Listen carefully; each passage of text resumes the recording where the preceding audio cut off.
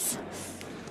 Yes, so this is when we say monument, it is monument to endurance. The entire deck is built around this card. Whenever you discard a card, you have some choice. Draw a card, create a treasure, or each opponent loses 3. You can't keep doing it. You have to choose a new thing if you're triggering it multiple times in the same turn. The main combo of this deck is Phyrexian Dragon Engine. It says when it comes into battlefield from your graveyard, you discard your hand if you do draw 3 cards. If you use Recommission or Helping Hand to get your Phyrexian Dragon Engine back, that's a very cheap way to get it into play. Oh, yeah. It becomes a 3/3 double strike. You discard your hand, triggering Monument of all 3 modes if you had 3 cards in hand.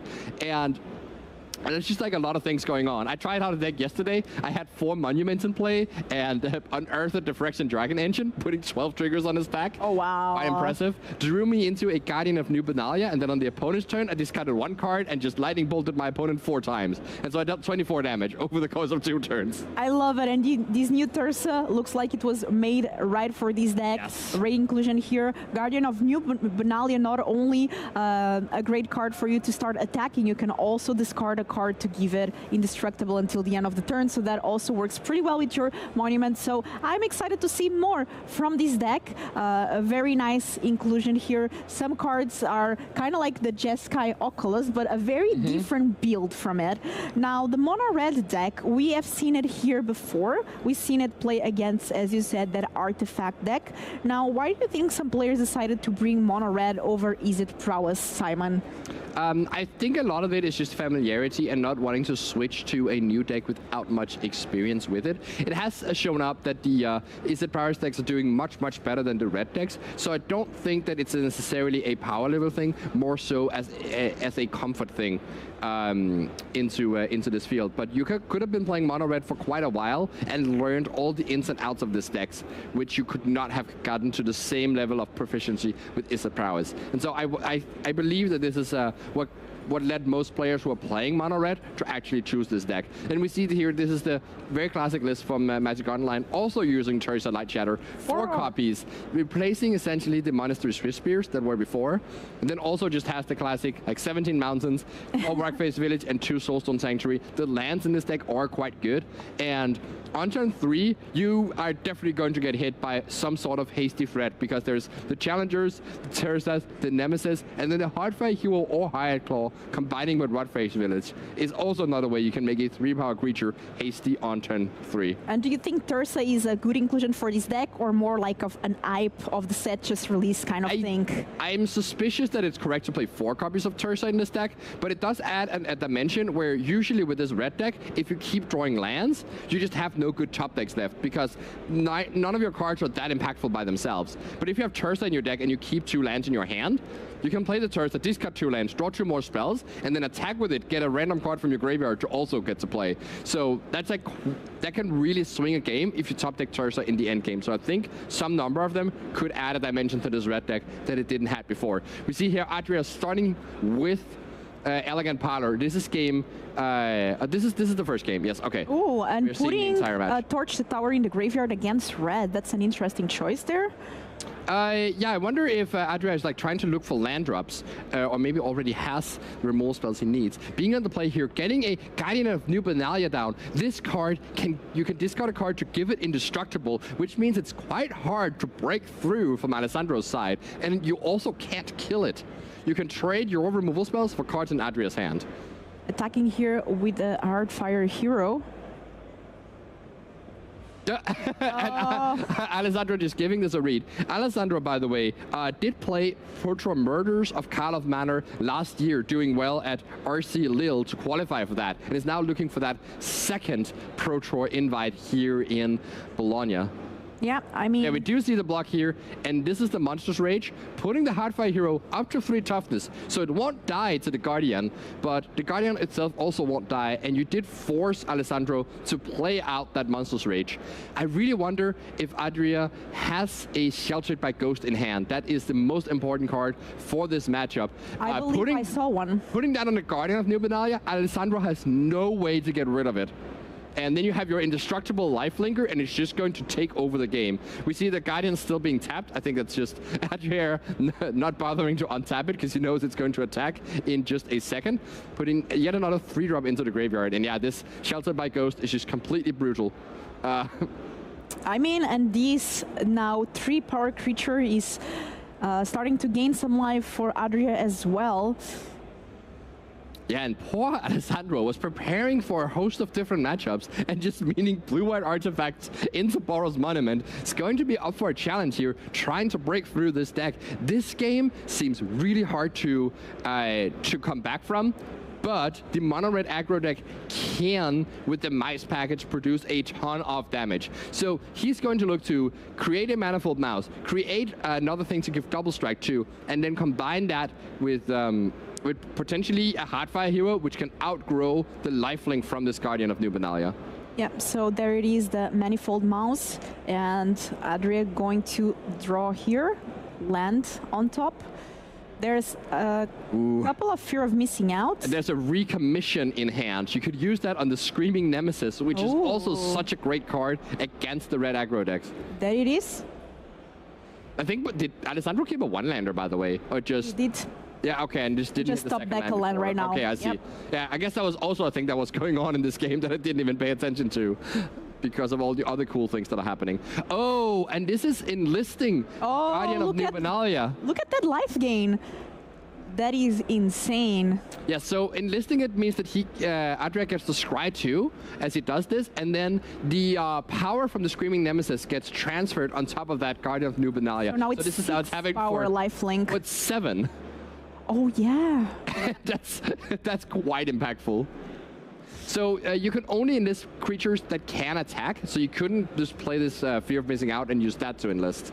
And he's actually, oh, it's a tap land, so can't even play the Fear of Missing Out.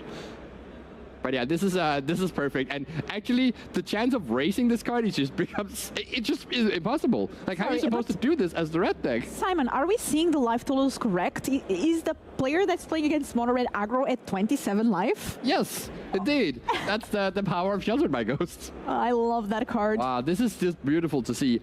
And like, yeah, Alessandro can't even go for a plan of like trying to run Adria out of cards in hand, because like, it's just always going to have an extra card, and you have to pay 2 mana for everything you try to kill this with. It's just brutal, and it's not even the monument part of the deck. It's just the combination of Sheltered by Ghost and Guardian of New Benalia. What a wonderful thing to see. Guardian of New Benalia MVP. 3 mana available for Alexander that is probably thinking, how am I going to deal with this? Adria looks almost bored, like, come on, can we go to the next game, please? You know this is over. And for Alessandro playing mono red here, usually you expect to go against the Boros Monument deck, maybe when you are first or second round, 0-1. I mean, I wouldn't and here 8 and 2. I would think that you wouldn't expect it at all, but yeah, it's true. Like, these decks that he's been meeting is more of a like early day one situation. I wonder what the plan is here, just passing the turn, trying to Burst Lightning. Yes, okay, this makes sense. So going to Burst Lightning and pay for Ward. When New Benalia, Guardian of New Benalia activates its ability, it does get tapped. So this will leave some of the pressure here.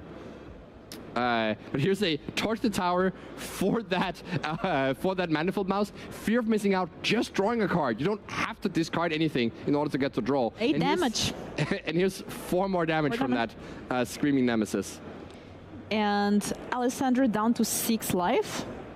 Yeah, so you can, even if you draw a land, you could do the same play again with Lightning Strike on the Guardian of New Benalia. But the issue is you're just losing to the other creatures. I wonder if there's even, if there is, yeah, I think there is Delirium here. Enchantment, creature, instant, and sorcery in the graveyard for Adria. So this Fear of Missing Out is also going to be an issue, especially as it can untap that Guardian of New Benalia, which will then be able to enlist another thing and just attack for so much damage. Congratulations for Adria for winning this game 1 here of this match. And honestly, love this deck. It's a very interesting one. Now, looking at the sideboard, because this is an open deck list. And Simon, I was thinking that, first let's take a look at sideboard actually. So Adria here, Pyroclasm, Chandra, Destroy Evil, Get Lost, Soul Partition, Lauren, Ghost Vacuum. What do you think might enter against the mono red aggro?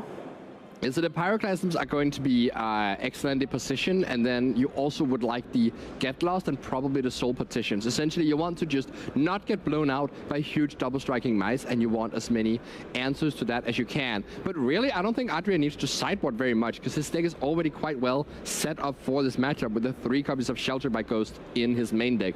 The only, essentially, we see that there's no 4th copy of Sheltered by Ghost, and that tells me that Adria already thinks this matchup is so good that you wouldn't want the best, most powerful sideboard card you could have. By the way, it's so good because it doesn't hit only creatures, so it can also be good in other matchups. Yeah, exactly. Like, it's obviously, it has a bunch of like weaknesses, like against nowhere to run from the pixie lists. The ward doesn't work, so that card is pretty bad there. Against the Jeskai Oculus decks, it does have some, it's actually pretty good in that matchup. But if you play against the control decks, it's going to be a complete blank. And against Domain, etc., there's a lot of like matchups where it's going to be quite poor. But just the fact of like how much it changes in these red matchups, you just get the free wins whenever you draw the Sheltered by Ghost with anything that is a good target for it. And having free wins in a long tournament like this is quite powerful. And let's see what Alessandro here, mono red player, is bringing on the sideboard and what ways he has to disrupt what the Boros Monument deck is doing. What do you think, Simon? Sunfire Links, Case of Crimson Pulse, Frenzy, Torture Tower, Barrage. The barrages certainly are tempting to bring in to deal with the Sheltered by Ghost. The issue is that it actually doesn't work, because the only white creature that can be targeted by Sheltered by Ghost is Guardian of New Benalia, which will then be indestructible from Barrage. So, and you can't even do it at instant speed to tap it down. So actually, it's even though you just lost to Sheltered by Ghost, and normally Barrage is great against Shelter decks, it actually doesn't work in this matchup. And oftentimes a great target for the Sheltered by Ghost is on a Screaming Nemesis, which is that if you want to kill it, there's going to be life-linking damage the Screaming Nemesis is going to deal as well. Torture Tower is a good card because it exiles, right? Yeah, so it still doesn't work against Guardian of New Benalia, because it deals damage, and then if it would die, it gets exiled instead, so still doesn't work. So actually it doesn't really have that many answers to the problems that the Monument deck is presenting. And I think, honestly, for Alessandro, you should try and look at the deck list and figure out the other cards that are good against you and try to beat those, and hope the Sheltered by Ghost doesn't show up, because you just don't have the tools to actually combat this card. That's true. Definitely not a matchup that Alexandro was waiting for or expecting to face in this regional championship, especially at 8-2, Simon. And I have to say, yesterday we were talking off stream before we had the Grand Prix, and there were some buys. So if you played a lot at your local game store, or if you play these Grand Prix trials, you could get a buy. And not only could you sleep in the first couple of rounds, you would also dodge these kind of off-meta decks. But not at 8-2. Not the good off-meta decks, as apparently Blue-White Artifacts and this Boros Monument deck are. They are very good, doing well here in the tournament. I love to see decks that are outside of our top 10 most played decks making it into our streams here so late on the days. That is always a good sign. I really hope that we get to see the Monument part of this Boros deck. Hopefully this next game is not a Sheltered by Ghost blowout here, because the deck is actually quite cool. Essentially, it has the Monumentary Endurances, and even if they get dealt with, you can use Recommission to rebuy it. Recommission, not just working on creatures, also works on artifacts. Ooh. You can reanimate with that. And then it has 4 copies of the Microsynth Gardens in its mana base. This is a land that you can pay 3 mana to copy your Monument. And essentially the deck is trying to get multiple copies of Monument in play, because that's when your discards get completely out of control. You can start just bolting your opponent's face multiple times. Exactly, yeah. Like you play a Tursa, discarding 2 cards, drawing 4 and making 2 treasure tokens. So you can play the cards that you drew off that. And then you play a Fear of Missing Out and you bolt the opponent twice, play a Guardian of New Benalia, pass the turn, can do it all again on the opponent's turn. Guardian of New Benalia, really the MVP of this deck and the whole reason that you're playing white in the first place. Love to see it. We do see here our players ready for this game number 2 with Adria 1 game ahead. Starting with a Heartfire hero on Alexandra's side, so great creature, but let's see if Adria has a way to deal with it. We do see the Torch the Tower. Yeah, so, but he's actually going to wait. There's always the question whenever playing against red decks, are you going to immediately kill the hero so you play about Monster's Rage, or are you going to leave out the Torch the Tower so you can hit the 2-drop from the red side? And I think in general the conclusion is that you are supposed to wait and try to hit the 2-drop whenever you're on the draw so that you get this tempo advantage that is oh so important. And Alessandro here just priced into playing into this Torch the Tower, just hoping it isn't there, but Adria is ready with it, and you get to trade for this Ember Heart Challenger instead of killing the measly Heartfire hero. And that is a slammed Guardian of New Benalia. I don't see a... Yeah, there's no Shelter by Ghost in hand. There's a second New Benalia and a recommission, as well as, I think it's 2 copies of Screaming Nemesis. So that's an issue in and of itself in the matchup. Yeah, so that Guardian of Benalia currently does not have Shelter by Ghost to remove anything. I wonder if we're going to see the Guardian discarding the Screaming Nemesis and recommission to reanimate it so that it dodges Lightning Bolt and it just becomes an even more fearsome blocker as a 4/4. And yes, I say blocker even though the card has haste. It is the most impactful in this red matchup on defense, making it so hard to attack through without giving up multiple cards. And here we see Terza coming down, declining the discard, because Alessandro's hand is just that good. How scared do you get when you see your mono red player with 3 cards in hand declining to use Terza's ability? Certainly it's a bit tricky, and I love how Adria is thinking here, because if you are planning to do the play I just mentioned, discarding the Screaming Nemesis, you might as well block with your Guardian here and then take advantage of the Indestructible. Yeah, just taking 3 damage. And Alessandro is just confused, like why would he even consider blocking there? You're just throwing away a card for no value, but if you wanted it in the graveyard anyway, it can be quite nice. Yeah, I mean... Is that a Shelter from the top? Oh, it was. It is. No, we gotta see the exact same thing once again. That's a good one. Getting Terza attacking for 3. All right, but this time the Heartfire hero does get to survive. So Alessandro can set up this thing with Manifold Mouse, essentially outpowering the life game from Adria. The issue is, of course, with this Screaming Nemesis getting enlisted as well. This is going to be 6 power of life gain every single turn. So it's not the easiest thing to break through. 4th land drop here for Alessandro. I wonder if Alessandro brought in Sunspine links just for this issue, like just dealing with the life gain of Shelter by Ghost. Yeah, it says players can gain life. All right, there's his own Screaming Nemesis. So this one doesn't quite work out the way you want it against Guardian, because even if it blocks here, the Guardian can discard a card to gain Indestructible, and then it's still Indestructible as the trigger from Screaming Nemesis tries to target it. You can always deal damage face and then and then you stop the life gain. Yeah. So I wonder if Alessandro actually has even a shock. He just wants to point at his own Screaming Nemesis, just attacking for 4 here. And yeah, this is maybe the out that Alessandro has of stopping this situation. Now thinking, does he want to just shock his Screaming Nemesis right now, or wait for Adria to maybe commit to something like a haste creature plus enlisting it? Okay, so we might have a game here where Alessandro has found a way to shut off that life gain, and it's not that hard to raise this Guardian of New Benalia if Adria can no longer gain life. It's actually pretty easy, like Alessandro is winning that race. Yep.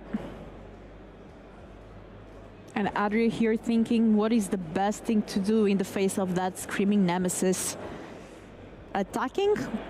4/3 with life link, looks like that happens. Oh, looks like Alessandro does not have, or is at least not willing to use a shock on his own Screaming Nemesis while there's still a get loss being threatened by Adria. Yep. So just playing that Nemesis on defense, as we mentioned earlier, and I think there's a Manifold Mouse and a burst. Okay, there is actually shock effects in hand, so Alessandro could have gone for that to prevent the life gain there, but deciding to play it carefully and maybe finding another way to trigger the Screaming Nemesis. I wonder if he's just attacking here, offering the trade, saying that it's actually kind of fine if we trade Nemesis here, because then I get to deal 3 damage to you and shut off that life gain forever. Yeah, Screaming Nemesis is a very good card For the rest of the game is a long time. I guess he can't actually do that though, because then Adria's Screaming Nemesis will also trigger and take out this Hardfire hero, leaving Alessandro with no creatures, and then you aren't winning that race anyways against this 3-2 Indestructible. That is true. Especially when Adria can recommission that Screaming Nemesis right back. So I wonder if the game plan here is to try and pump up the Rockface Village. Use the Rockface Village to pump up the Hardfire hero until it's at 4 toughness. It's a bit of a long game plan. You could also kick in the Burst Lightning to kill the Screaming Nemesis doesn't really accomplish what you want to accomplish. So I think Alessandro might just take the opportunity right here to spend his shock effect, taking out the life gain, and then see if he can break through the Screaming Nemesis in another way. But no, just saying pass here, doesn't want to play into that. By the way, I just want to like to commend Adria for not making the play with Screaming Nemesis last turn and then enlisting it. Essentially praying around that shock, where the only advantage of enlisting the Screaming Nemesis is to do a bit more damage and gain a bit more life. And if the life is not part of it, it's actually pretty bad for you to do this. So leaving it back on defense is just so much more impactful if you don't get the opportunity to gain life. Showcasing a lot of experience with the deck. We love to see it.